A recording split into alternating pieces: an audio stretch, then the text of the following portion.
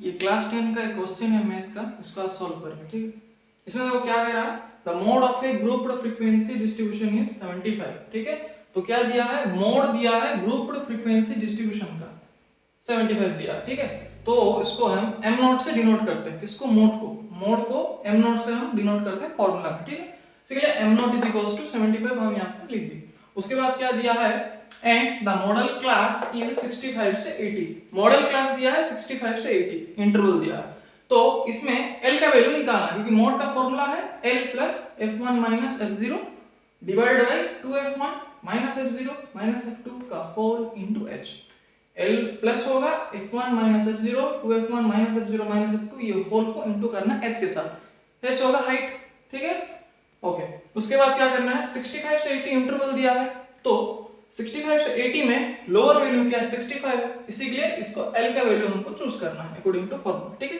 इसलिए L is equals to 65 यहां पे हम लिखेंगे।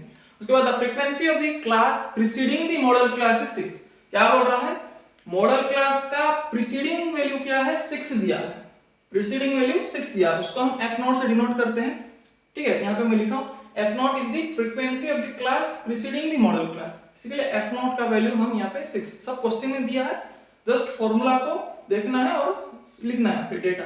तो f0 क्या दिया है, 6 दिया है, f0।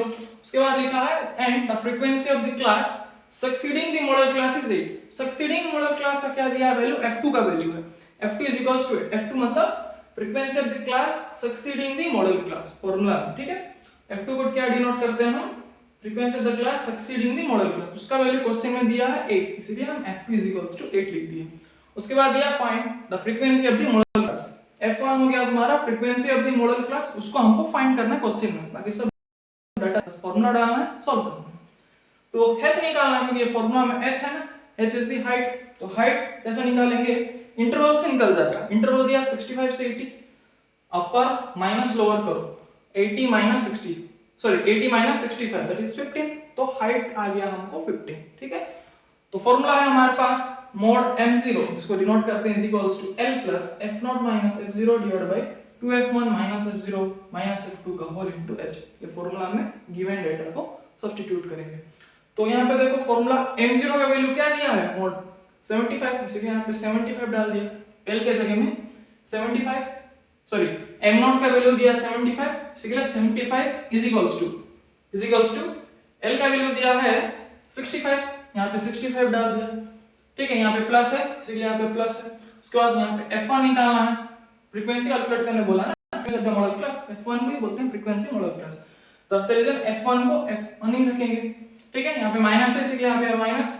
उसके बाद यहाँ पे क्या है, f0 है, f0 का वैल्यू क्या है 6, f0 मतलब frequency of the class preceding the model class, ठीक, तो वैल्यू 6 डाल दिया, डिवाइड बाय डिनोमिनेटर में क्या है 2 into f1, 2 into f1, f1 का वैल्यू निकालना है ना, इसलिए यहाँ पे 2f1 ही लिख देंगे। उसके बाद क्या करेंगे, माइनस साइन है, यहाँ किसी के लिए माइनस साइन है। उसके बाद f0, f0 का वैल्यू क्या है 6, इसीलिए f0 के जगह में 6 लिख दिया।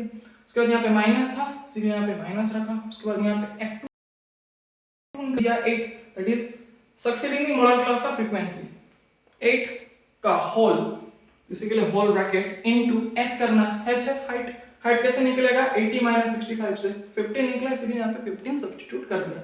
उसके बाद इसको सॉल्व करना है, सॉल्व कैसे करेंगे, 65 प्लस में है ना, 65 को हम लेफ्ट हैंड साइड ले जाएंगे तो ये प्लस वैल्यू नेगेटिव हो जाएगा, इसलिए 75 माइनस 65 हो गया।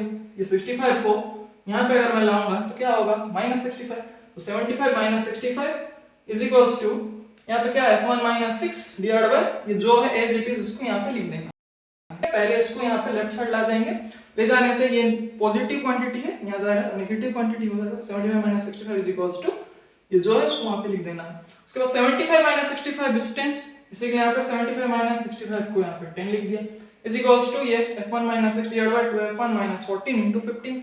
उसके बाद क्या करना है, मल्टीप्लिकेशन में है, लेफ्ट साइड में अगर लेंगे तो डिवीजन हो जाएगा, इसीलिए 10 by 15 is equals to f1 minus 6 divide by f1 minus 14। उसके बाद ये क्रॉस मल्टीप्लिकेशन हम कर सकते हैं, ये टोटल टर्म को इसके साथ मल्टीप्लाई, 15 को इसके साथ मल्टीप्लाई, मतलब राइट साइड के डिनोमिनेटर का टर्म को राइट साइड में अगर लाएंगे तो क्या होगा, क्रॉस मल्टीप्लाई होगा ना, ये इसके साथ मल्टीप्लिकेशन, ये इसके साथ मल्टीप्लिकेशन, ठीक है।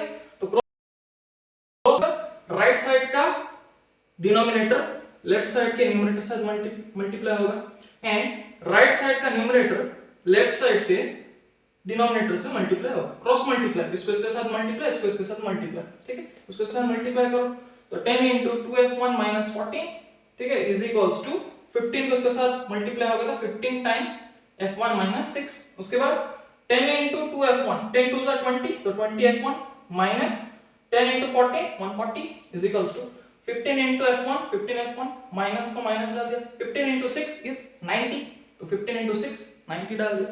उसके बाद वेरिएबल कांस्टेंट, एक काम करते हैं, वेरिएबल को एक साइड ला लेना है, कांस्टेंट ले जाना, इसके लिए वेरिएबल को लेफ्ट साइड में ला लिया तो 20f1 minus 15f1, ठीक है, इज इक्वल्स टू ये क्या है माइनस 90 तो माइनस 90 यहां रख दिए, ये कांस्टेंट नेगेटिव क्वांटिटी है माइनस 140 है, राइट साइड ले जाऊंगा तो प्लस के लिए माइनस 90 प्लस 140, ठीक है, ये 20f1 minus 15f1 is equals to minus 90 plus 140, तो 20f1 minus 15f1 is 5f1, इसीलिए 5f1, ठीक है, एंड 140 minus 90 is 50 लिख दिया।